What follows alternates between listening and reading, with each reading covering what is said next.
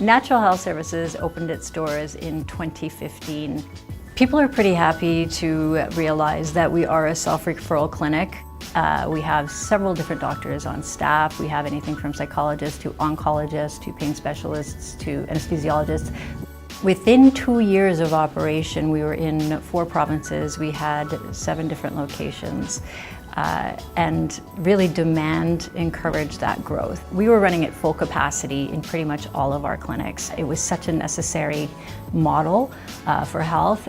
So it was really a matter of fine-tuning and finding physicians who were in line with our compassionate care model and our harm reduction model that would basically fulfill what we tried to do all across Canada.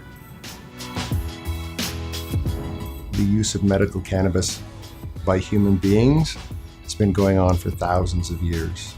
And it's only recently that we went through about an 80-year period of prohibition. And the use of cannabis as a medicine is really just starting to re-emerge. The benefit of cannabis as a therapeutic medicine had been buried because of reasons of political prohibition.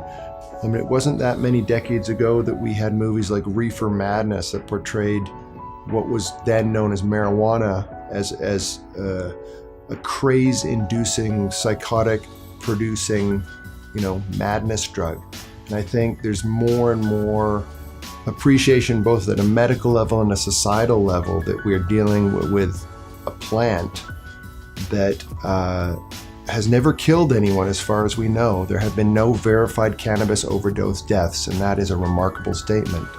So a plant that's never killed anyone, and a plant which appears to have benefit in multiple medical conditions, and this is increasingly being backed up by scientific evidence. So I think with all of that put together, we're going to see more and more doctors being willing to acknowledge and accept this as a legitimate medicine.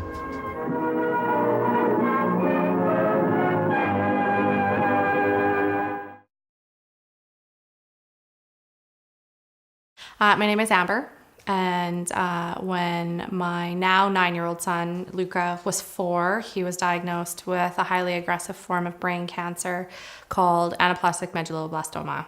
And they had warned us right away, treatment is going to be very aggressive, very long, and there's going to be many long-term consequences if we have any chance of beating this. So we spent 9 months in hospital the first year. We did those rounds of chemo. They were very hard. He was very sick. He would throw up for hours every single day. But he was too sick to get out of bed. He couldn't function. He was starting to have seizures. It was different. He wasn't himself anymore. And it's your 6-year-old, you have to try. So treatment was a high dose of radiation to his entire brain and spinal cord 5 days a week.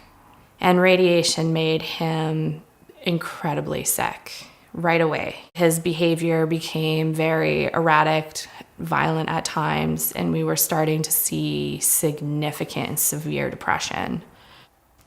And the focus had to become a lot about his quality of life. I wanted him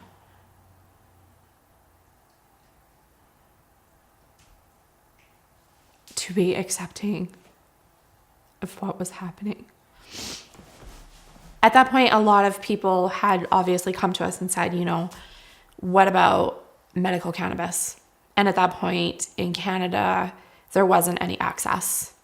And the big issue at that point was, how do we acquire it safely for our children? Because as much as you want to try it, you need to know where it's coming from. We were using THC for pain management, even though he was very young, but we were also using morphine. So we thought, let's try the THC and see what happens. And it worked incredibly well. And very quickly, within about a week, he started feeling better. At one appointment, the doctor had said, I would expect him to be doing much worse this week, but he's doing better than he was last week. And then eventually a clinic opened in Calgary, and we became patients very early on. We met with a physician who, thankfully, She was amazing. Like, we went through all of his medications, all of his treatment. She even wanted to talk to me about how I was doing. And with cannabis, he could get through his day, and he would want to get through his day. And that was a bigger part of it. Not just getting through, but wanting to get through it. One of the most amazing parts of cannabis is quality of life. Patients deserve quality of life. No matter what their disease is, they're not that disease. They deserve to have quality of life while they fight it. The thing about cannabis versus a pharmacological drug is that cannabis is systemic. It works with our endocannabinoid system, which is the largest transmitter system in our bodies, found in our organs, found in our brain, found in our tissues, in our immune system, throughout our bodies, and that's why it works for so many different things. It can rebalance a myriad of different ailments within the body, and it will basically regulate your sleep cycles. It will regulate your stress response. So anything around PTSD or anxiety, it can help with. Although not a guaranteed approach, because everybody is bio-individual and different, but there are no deaths. It's a non-toxic substance, so the side effects are very minimal, especially when you compare them to other drugs. They're not harming your kidneys, your liver, your GI tract, and they're balancing everything when they go in to fix the one thing that's ailing you.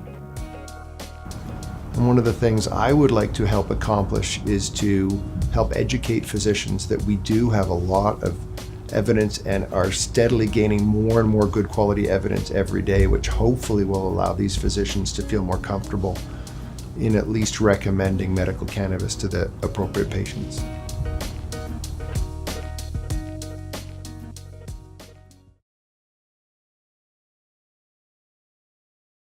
Braden was born with early childhood onset epilepsy. Braden tried every single seizure medication there was out there. He had multiple surgeries, spent his first 3 years actually pretty much solid in the hospital. It was a nightmare for him, nightmare for us. Nothing was working for him. He was taking upwards of 40 pills a day. We were losing Braden, and as parents, there was nothing left for us to do for him. He was so depressed. Looking at him, there was nothing in there. He was not well at all. So in August of 2015, I had met with a couple different families who had children with epilepsies on medical cannabis, and we didn't really even hesitate. Braden was one of the first pediatric patients with Natural Health Services. Within 42 minutes of his first dose of cannabis, he had stopped in the middle of a seizure. He ate his first cheeseburger that evening. He was happy, he was laughing, he had color in his face. He came off of all of his epilepsy drugs. He's doing better off of them than he ever was on them. It really felt like we had to learn who Braden was, because for so many years we had a very fragile child. It was hard to picture his future, and it was really hard. Since cannabis, we talk about Braden getting married, talk about how many kids he's gonna have, and all the fun things he's gonna do. I felt like his whole life I was his nurse, I was his doctor, and it wasn't until cannabis where I finally got to feel like Braden's mom.